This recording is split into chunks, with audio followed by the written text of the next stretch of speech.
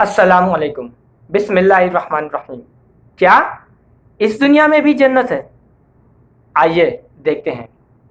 ابن قیم رحمہ اللہ اپنی کتاب الوابل الصیب پیج نمبر 109 میں اپنے ٹیچر ابن تیمیہ رحمہ اللہ کا واقعہ نقل کرتے ہیں کہ میرے ٹیچر ابن تیمیہ رحمہ اللہ یہ بات فرماتے تھے کہ اس دنیا کے علاوہ اس دنیا میں بھی ایک جنت ہے، اور جو اس دنیا کی جنت میں نہیں داخل ہو سکا وہ اس دنیا کی جنت میں بھی نہیں داخل ہو سکتا۔ اور میرے ٹیچر آگے فرماتے تھے کہ میری جنت ہمیشہ میرے سینے میں رہتی ہے، میرے ساتھ رہتی ہے، میں کہیں بھی جاؤں وہ جنت مجھ سے جدا نہیں ہوتی۔ میرے جو دشمن ہے وہ میرا کیا بگاڑ لیں گے؟ اگر وہ مجھے قید کر دیں گے، جیل میں ڈال دیں گے، تو مجھے ذکر و عبادت کے لیے فرصت مل جائے گی، اور اگر وہ مجھے وطن سے نکال دیں گے، جلا وطن کر دیں گے، ایگزائل کر دیں گے، تو مجھے نیا ملک گھومنے، نئی جگہ دیکھنے کا موقع ملے گا، اور اگر میرے دشمن مجھے قتل کر دیں گے تو مجھے شہادت نصیب ہو جائے گی، اللہ کے یہاں مجھے شہید کا درجہ مل جائے گا۔ تو میرے دشمن میرا کیا بگاڑ لیں گے؟ جو میری جنت ہے وہ تو میرے ساتھ میرے سینے میں چلتی ہے، میں کہیں بھی رہوں وہ ہمیشہ میرے ساتھ رہے گی۔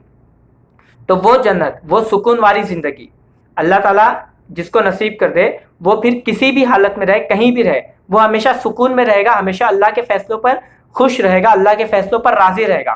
وہ اپنی زندگی میں شکوے، شکایت، کمپلینس یہ سب اس کی زندگی میں نہیں رہیں گی، وہ اللہ کے فیصلے پر ہمیشہ خوش رہے گا۔ یہ جو بات ہے کہ اس دنیا میں بھی جنت ہے، اور جو اس دنیا میں نہیں داخل ہو سکا، اس دنیا کی جنت میں نہیں داخل ہو سکا، وہ اس دنیا کی جنت میں بھی نہیں داخل ہو سکتا، یہ ایک دم سمپل بات ہے سمجھنے کے لیے۔ جو شخص اللہ کے فیصلوں پر راضی نہیں رہا اور اس دنیا میں بھی اپنی پریشانیوں پر اور اپنی تکلیفوں پر اگر شکوے شکایت ہی کرتا رہا، اس کی زندگی میں سکون نہیں رہا، تو وہ شخص کیسے آخرت میں جنت میں داخل ہو سکتا ہے؟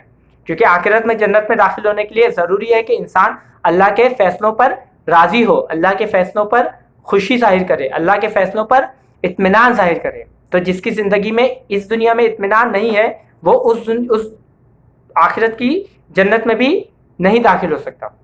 اس کے کئی دلائل ہیں، مثلا سورہ نحل میں سورہ نمبر 16 آیت نمبر 97، سورہ نمبر 16 آیت نمبر 97 اللہ تعالیٰ فرماتے ہیں کہ من عمل صالحا، کہ جو کوئی نیک عمل کرے، من ذکر او انثی، چاہے مرد ہو چاہے عورت، وہو مؤمن، اور وہو مؤمن، اور وہ مومن ہو، وہ پکا مومن ہو، فلنحیینہ حیاتا طیبہ، تو ہم اس کو اسی دنیا میں طیب، پاک، اطمینان، سکون والی، پیسفل زندگی دیں گے۔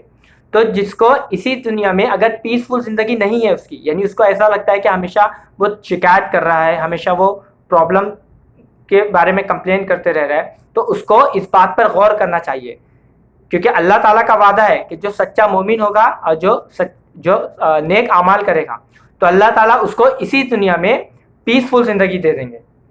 ایسے ہی سورہ فجر کی آخری 4 آیتیں، سورہ چیپٹر نمبر 89 ورس نمبر 27، 28، 29، 30 میں ایک نیک بندے کو فرشتے اور کیا کہتے ہیں اس کی روح نکالنے کے وقت، اور محشر میں اس کو کیا کہا جائے گا؟ یا ایتھا النفس المطمئنہ، کہ اے مطمئن نفس، اے اطمینان والے سول، اے مطمئن سول، اے مطمئن شخص، اے مطمئن بندے، ارجعی الی ربکی راضیۃ مرضیہ، اپنے رب کی طرف راضی خوشی، اپنے رب کی طرف لوٹ جا، فادخلی فی عبادی، پھر میرے بندوں میں داخل ہو جا، وادخلی جنتی، اور میری جنت میں داخل ہو جا۔ تو آخرت میں اس مطمئن نفس کو اپنی جنت میں داخل ہونے کے لیے اللہ تعالیٰ کہے گا۔ تو جو شخص اگر مطمئن نہیں رہا ہے اس دنیا میں، تو اس کو یہ بات کہاں سے کہی جائے گی، اور اس کو آخرت میں اللہ تعالیٰ اپنی جنت میں کیسے داخل کریں گے؟ ایسا ہی سورہ رعد میں چیپٹر نمبر 13 ورس نمبر 28 اللہ تعالیٰ فرماتے ہیں الذین آمنوا وتطمئن قلوبہم بذکر اللہ، کہ وہ لوگ جو ایمان لائے اور ان کے دل اللہ کی یاد سے، اللہ کے ذکر سے اطمینان پاتے ہیں۔ آگے اللہ تعالیٰ فرماتے ہیں الا بذکر اللہ تطمئن القلوب، کہ یقیناً اللہ کے ذکر سے ہی دل سکون پاتے ہیں۔ تو جس کی زندگی میں یعنی اللہ کے ذکر نہیں ہے اور اس کی زندگی میں سکون نہیں ہے، تو وہ نیک بندہ نہیں ہو پائے گا۔ اس کو نیک بندہ بننے کے لیے اس کو اپنی زندگی میں سکون لانا ضروری ہے۔ ایسے ہی اس کے اپوزٹ میں، اس کے کنٹراسٹ میں، یعنی جو اللہ کے ذکر سے روح گردانی کرے گا، یعنی اللہ کے ذکر سے منہ پھیرے گا، اللہ کے ذکر کی دھیان نہیں دے گا, اللہ کے ذکر کو بھول جائے گا, تو اس کی زندگی کیسی رہے گی اس دنیا میں.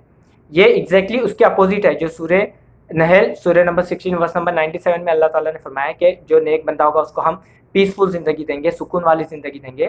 تو اس کے اپوزٹ میں اللہ تعالیٰ فرماتا ہے کہ کس کو تنگ زندگی ملے گی, کس کو بے چینی والی, پریشان والی زندگی ملے گی, پریشانی کی زندگی ملے گی.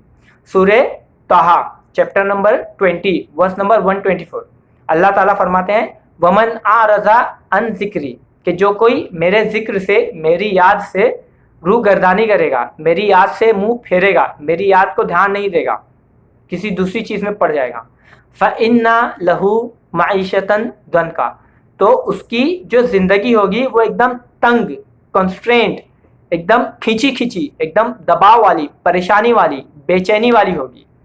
تو ہم دیکھیں, اپنے آپ پر غور کریں کہ ہمیں بے چینی والی زندگی جینا ہے یا سکون والی زندگی جینا ہے, اور ہمیں اس جنت میں اگر داخل ہونا ہے تو ہمیں اس کے لیے اسی دنیا کی جنت میں داخل ہونا پڑے گا.